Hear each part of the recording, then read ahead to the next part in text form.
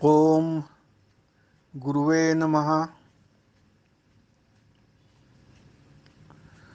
सुगवेच्या सर्व सदस्यांना माझे आशीर्वाद. काल आपण 19व्या ओवीचा अभ्यास केला.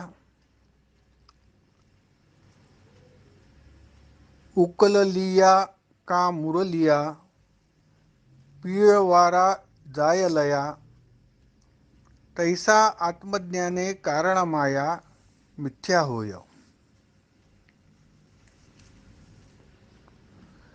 पीळ दोऱ्याचा उकलला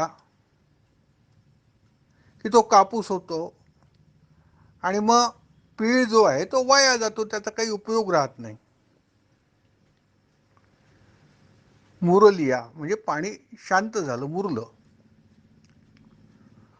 त्या वाऱ्याने हलणारं पाणी, तरंग निर्माण करणारं पाणी शांत झालं. तो वारा शांत होतो, वाऱ्याचा काही उपयोग नाही, पिळाचा काही उपयोग नाही, वाऱ्याचा काही उपयोग नाही. पिळ वारा जाय लया तैसे आत्मज्ञाने कारण माया मिथ्या होय. त्याचप्रमाणे एकदा आपल्याला आत्मज्ञान झालं की ही जी कारण माया आहे ती मिथ्या होते. कारण माया म्हणजे काय ते काल आपण समजून घेतलं होतं, पण परत एकदा सांगतो. आपण आता या अध्यायामध्ये, या प्रकरणामध्ये परमामृताच्या काल पाहिलं, काल आणि परवा काय पाहिलं की आपला हा जो देह आहे, जो दिसतो आपल्याला डोळ्यांनी आरशामध्ये, हा कशाचा तयार झालेला आहे? पंचीकृत पंचमहाभूतांचा तयार झाला आहे. हे नीट आता आपण लक्षात घ्यायला पाहिजे की स्थूल, सूक्ष्म आणि कारण देह नीट एकदा लक्षात परत घेऊ आपण. हे पंचीकृत पाच महाभूत म्हणजे काय? कोणते पाच महाभूत आहे? आकाश, वायू, अग्नी, जल आणि पृथ्वी, पाच महाभूत आहेत. यांचं पंचीकरण झालं म्हणजे हे एकात एक मिसळल्या गेले. आणि एकात जसं रेती, सिमेंट, पाणी हे सगळं मिळून जसं कॉन्क्रीट तयार आणि घर तयार होतं, तर ही जी मिसळण्याची प्रक्रिया आहे त्याला पंचीकरण म्हटलं आहे. हे पाचही महाभूत एकमेकांमध्ये पंचीकृत होतात, मिसळल्या जातात. जसं सिमेंट, रेती आणि खडी किंवा गिट्टी आणि हे सगळं मिसळल्या जाऊन जसं कॉन्क्रीट तयार होतं, तसं कॉन्क्रीट तयार झालं पंचमहाभूताचं. आणि हे आपलं हातापायाचं शरीर तयार झालं पंचमहाभूतांचं, जे आपल्याला आरशात दिसतं, ज्यांनी लोक आपल्याला ओळखतात. हे काय आहे? हा आपला स्थूल देह आहे, दिसणारा देह आहे. ठीक आहे, हे लक्षात ठेवायचं, आपला स्थूल देह. मग दुसरा देह कोणता आहे आपला? हा दुसरा देह आहे ज्याच्यामध्ये काल आपण पाहिलं होतं. त्याची आता पुन्हा काय काय ते सांगत नाही, पण 5 ज्ञानेंद्रिय सांगितली होती, 5 कर्मेंद्रिय सांगितली होती, 5 अंतःकरण सांगितले होते, 5 तन्मात्रा सांगितल्या होत्या आणि 5 वायू सांगितले होते. असे 25 मिळून जे आहे हे आपलं सूक्ष्म शरीर तयार होतं. स्थूल शरीर आणि ह्या 25 तत्वांचं सूक्ष्म शरीर. आता ही कारण माया किंवा आमचे खपती महाराज ज्याला मूळ माया म्हणायचे किंवा ज्याला वासनेचं बीज म्हणायचे, तर हे बीज रूप आहे. ही जी कारण माया आहे ती बीज रूप आहे. बीज रूप आहे म्हणजे कशी आहे? तर जशी आंब्याची कोय असते, त्या आंब्याच्या कोयीमध्ये आपण फोडून पाहिली ती आंब्याची कोय, समजा दगडाने त्याच्यावरती आंब्याची कोय ठेचली आपण, तोडली आणि पाहिलं आतमध्ये काही दिसतं का आपल्याला, आंब्याच्या कोळीमध्ये आणखी एक दुसरी जी आहे कोय दिसेल आपल्याला का, बाकी काहीही आपल्याला त्या आंब्याच्या कोळीच्या आतमध्ये दिसणार नाही. पण ती आंब्याची कोय मात्र एकदा आपण जमिनीत पेरली, त्याच्यावर पाणी टाकलं, त्याला खत दिलं, तर वृक्ष तयार होतो. आंब्याचा आम्रवृक्ष तयार होतो. हळूहळू हळूहळू हळूहळू वाढता वाढता वाढता वाढता विशाल अशा वृक्षाचं तो आम्रवृक्ष रूप धारण करतो. मोठं आंब्याचं झाड तयार होतं. कुठून आलं हे आंब्याचं झाड? फांद्या, पानं, फुलं असलेलं आणि फळं असलेलं हे जे आंब्याचं झाड तयार झालं, कुठून तयार झालं? कोळी म्हणून तयार झालं. आंब्याची कोय होती, त्यामध्ये हा वटवृक्ष होताच, पण आम्हाला दिसत नव्हता. तो पेरल्या गेला, त्याला पाणी मिळालं आणि आतमधलेला जो आहे कालांतराने तो वटवृक्ष बाहेर आला आणि तो मोठा झाला. तर हे जसं ते बीज आहे, आम्रवृक्षाचं बीज, जशी ती कोय आहे, तसं ही जी मूळ माया किंवा ज्याला आपण कारण माया इथे म्हटलं आहे, ते काय आहे? हे त्याचं ह्याचं बीज आहे. कशाचं बीज आहे? या बीजामधनंच ह्या दोन गोष्टी बाहेर पडल्या. स्थूल शरीर बाहेर पडलं आणि सूक्ष्म शरीर देखील बाहेर पडलं. म्हणजे कारण माया किंवा मूळ माया, पंचीकृत महाभूतांचं शरीर आणि सूक्ष्म शरीर हे सर्व तिन्ही एकच आहे. एकातनं दुसरं, दुसऱ्यातनं तिसरं बाहेर पडलं. म्हणजे कापसापासून दोरा व्हावा, दोऱ्यापासून शर्ट व्हावा, तसं हे तिन्ही एकापासून एक तयार झालेलं आहे. तशी ही कारण माया आहे. आणि आता इथे कवी काय म्हणतायत? उकललिया का मुरलिया, पीळ वारा जाय लया, तैसे आत्मज्ञाने कारण माया मिथ्या हवं. एकदा आत्मज्ञान माणसाला झालं की ही कारण माया जी आहे ही खोटी ठरते. ती बीजच जे आहे खोटं ठरतं आणि मग स्वाभाविकपणे त्या बीजामधनं तयार होणारा जो सूक्ष्म देह आहे, स्थूल देह आहे, ते सर्वच्या सर्वच काही मिथ्या ठरतं, असं यांनी म्हटलं आहे. ते मिथ्या कसं ठरतं हे कदाचित पुढच्या ओव्यांमध्ये येईल. आपण आता या पुढची ओबी घेऊ. आज नवीन 20वी ओबी. तरंग जळ दोरा कापूस, ऐक्य होता जाय दुजा भास, तैसे होय मनस्वरूपी समरस, तेथे अज्ञान हारपे. जे वाऱ्यामुळे तरंग निघाले होते, तो वारा थांबला, वारा नष्ट झाला आणि जे तरंग आहे ते पुन्हा पाण्यात जे आहेत ते त्याचं पूर्ण पाणी होऊन गेलं. तरंगाचं परत पाणी झालं.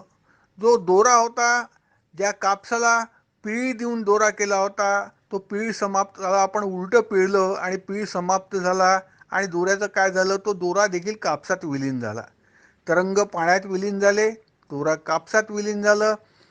त्याचप्रमाणे याचं जेव्हा ऐक्य होतं, जेव्हा हा आत्मज्ञानाने मिथ्याभास जेव्हा जातो, आत्मज्ञान झालं की मग हे सगळं मिथ्या ठरतं. आणि मग या कारण मायेपासनं हा जो द्वैत दुजाभास म्हणजे द्वैतभास तयार झाला. दोन दोन गोष्टी दिसायला लागल्या. शरीर दिसायला लागलं होतं आणि शरीर, त्या अंतःकरणवालं शरीर दिसायला लागलो होतो. हा जो भास आहे, हा सगळा हा द्वैत भास जो आहे, त्याचं सर्व ऐक्य झालं. ते सर्व द्वैत, त्याचे दोनपणा जो त्यातला होता तो नष्ट झाला, द्वैत नाहीसे झाले. तैसे होय मनस्वरूपी समरस, तेथे अज्ञान हारपे. आणि मग मन कुठे गेलं? तर मन म्हणजे अंतःकरण स्वरूपी जे मन आहे, हे मन काय झालं?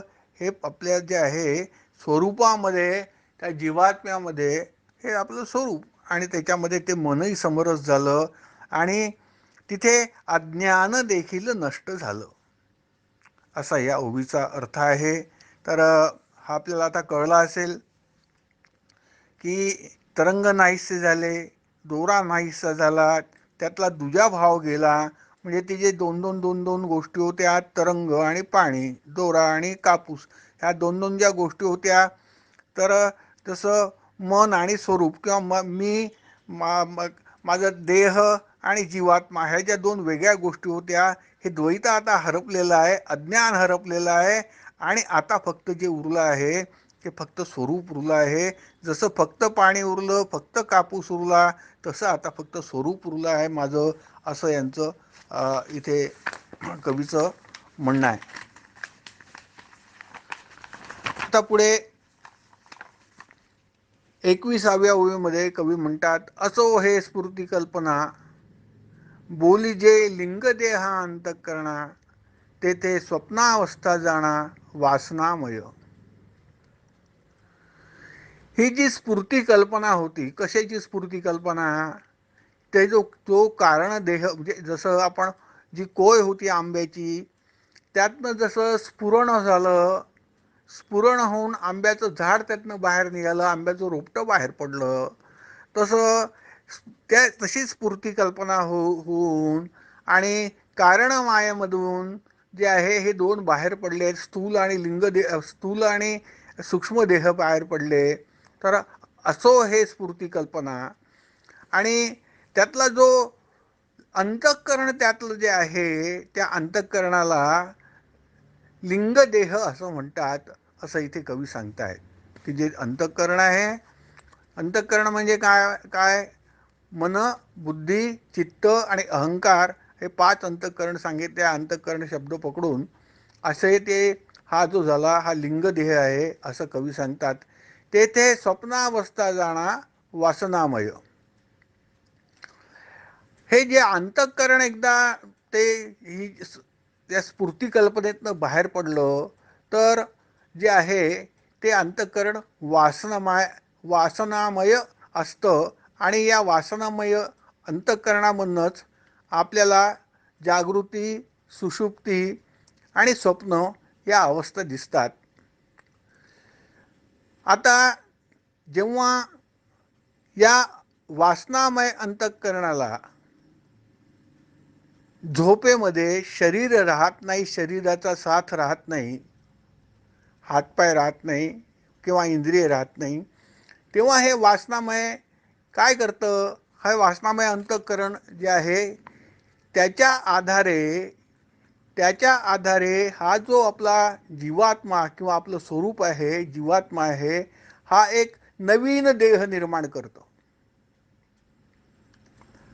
नवीन सृष्टी निर्माण करतं, नवीन जग निर्माण करतं. आणि ती स्वप्नावस्था असते असं इथे कवी सांगतायत.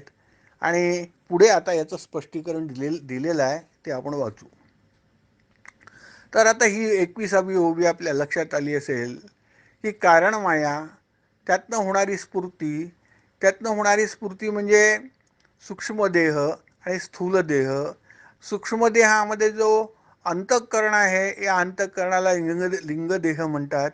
आणि ही जो लिंगदेह आहे हा वासनामय असतो आणि हाच स्वप्नावस्था धारण करतो, म्हणजे स्वप्न देखील हाच तयार करतो, असं थोडक्यात सांगायचं आहे लेखकाला, कवीला.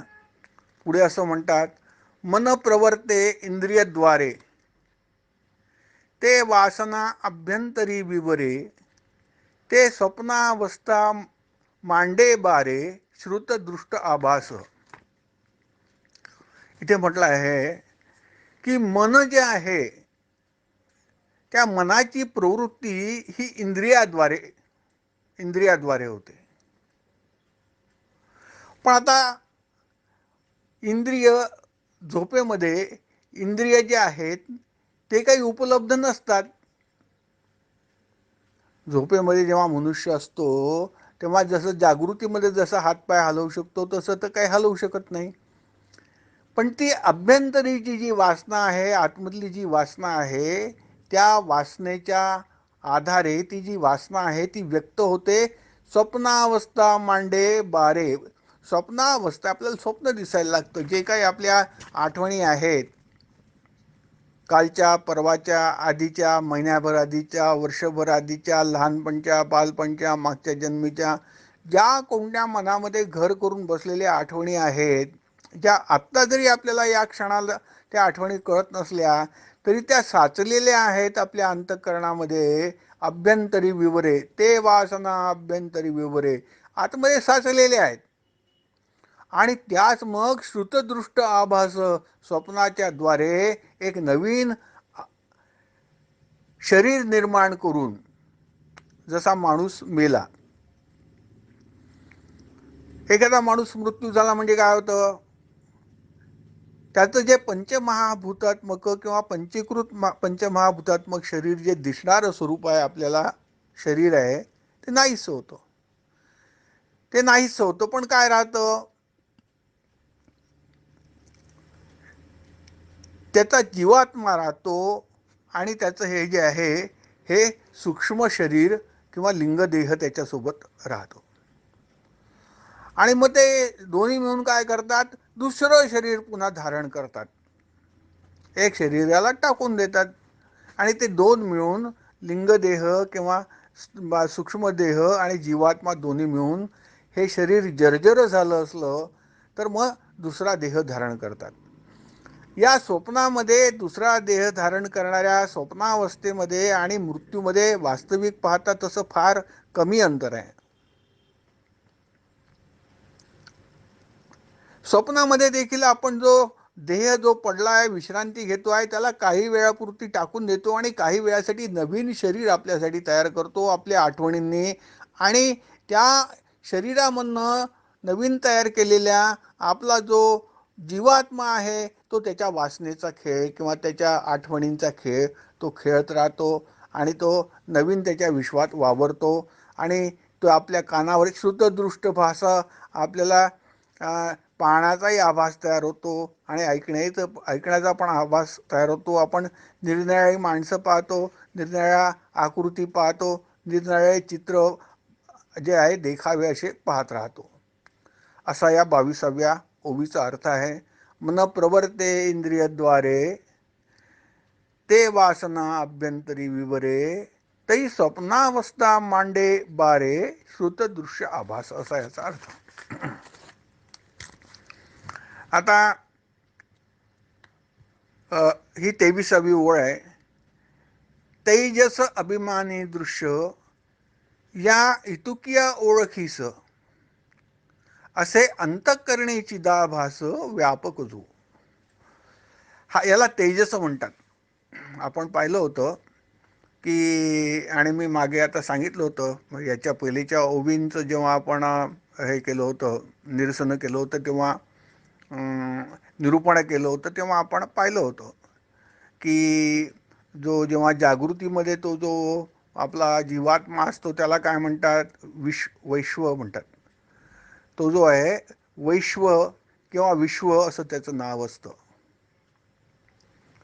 आणि हा जीवात्मा जेव्हा दुसरं शरीर धारण करतो, स्वप्नामध्ये दुसरं शरीर घेतो, जागृतीमधलं शरीर सोडून देतो आणि झोपलं असतं ते शरीर, मग स्वप्नामध्ये दुसरं शरीर घेतो.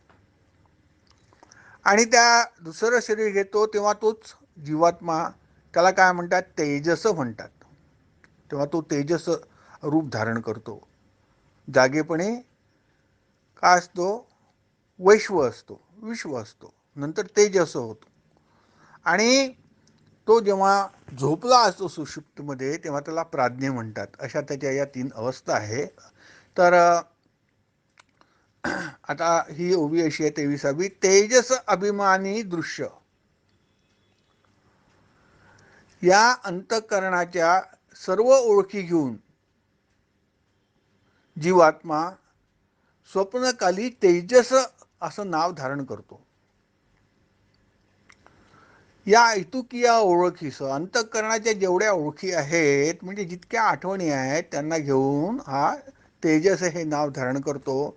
असे अंतःकरणी चिदाभास व्यापक जो, चिदाभास तयार होतो. म्हणजे स्वप्न दिसतं आपल्याला, मग पुन्हा त्याची सगळे स्वप्नामध्ये निर्मिती होते. जसं जग निर्माण झालं तसंच आपल्या स्वप्नात देखील एक चिदाभास म्हणजे मोठं आकाश असतं, पोकळी असते, त्या पोकळीमध्येच निरनिराळे दृश्य दिसतात आपल्याला. घर दिसतं, बगीचा दिसतो, रस्ते दिसतात, मार्केट दिसतं, काय काय दिसायचं ते सगळं दिसतं. पण हे जे सगळं दिसून राहिलं आता, ते सगळं कशात तरी समावायला पाहिजे की नाही, कशात तरी त्याच्यासाठी जागा पाहिजे की नाही. मग ते आकाश असतं, तो चिदाभास. आणि या चिदाभासामध्ये आणि तो व्यापक असा चिदाभास दिसतो, अनएंडिंग असा मोठा चिदाभास त्या स्वप्नामध्ये दिसतो.